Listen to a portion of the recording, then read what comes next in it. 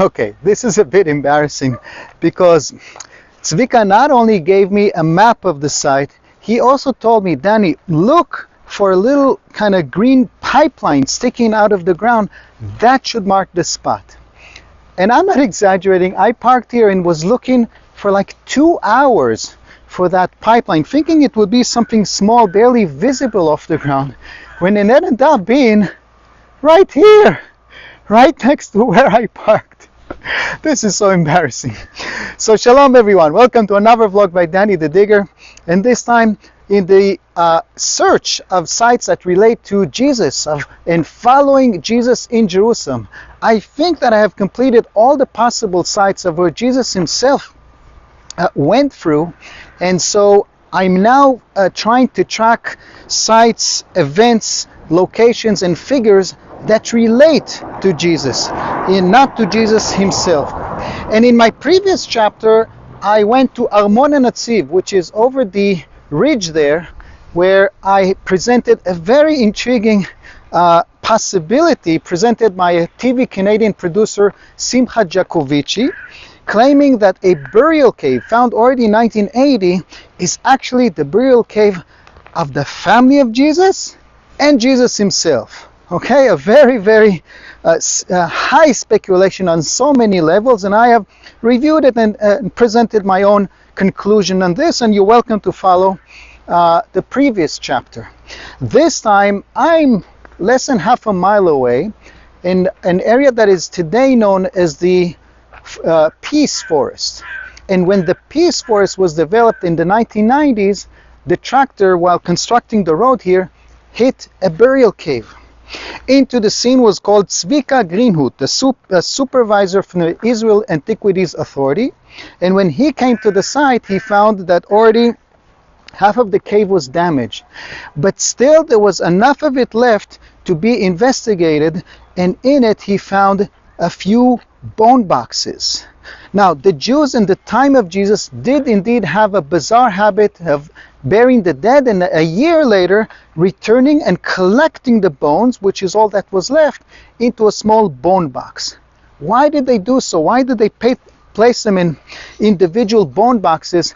No one knows. I mean, I have my own theories, but there's no clear answer on this. These bone boxes are called ossuaries, or gloskama in Hebrew. So he found a few, but two of them were of special interest.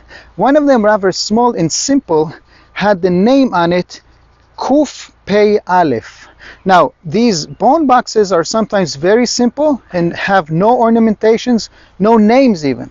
Sometimes they are bigger and also of very, very high quality in the ornamentation, but usually, whether it's a very high-end or kind of a low-end type of design, the name itself is often chiseled like in a sloppy way, as if it's like a graffiti, which led some scholars to suggest that maybe the names were chiseled when the bone box was in the cave, in the dark. They couldn't really see, and for some reason they did it this way. So one bone box that was found right here was rather small and had the name Kuf Pei Aleph, Kafa, Kifa, okay, but it was the second one found in its own niche, which was a very high design, two beautiful round the elements of decoration, and on the smaller side it was written Yehosef Bar Caiaphas, Yehosef Bar Caiaphas. And the bones inside, by the way, were mostly of an adult, a male in his late 50s. Wow!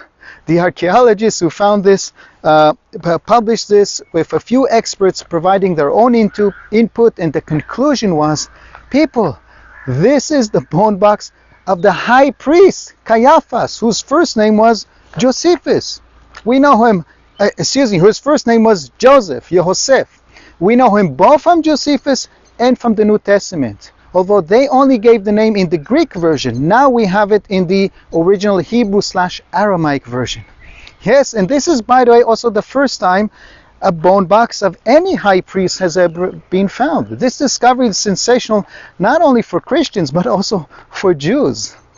And this item is today on prime display at the Israel Museum, so my next presentation is going to show it next to a few other items that are very, very significant for tracking the historical Jesus. But where is the tomb itself? I knew there was nothing left of it, but eager to track anything that could be linked to the site, to this discovery, I tracked Tzvi first of all and asked him, and he told me, look for a green pipeline because that's all that's left of it. The cave is all covered up, and only because of the ultra-Orthodox of today, there's a green pipeline, believe it or not, to extract the impurity out of that cave. Yes, also today, religious Jews at least are still pretty obsessed about issues of purity and impurity.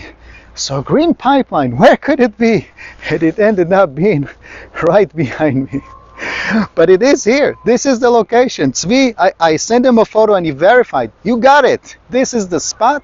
And so this is where the high priest that questioned Jesus is actually buried.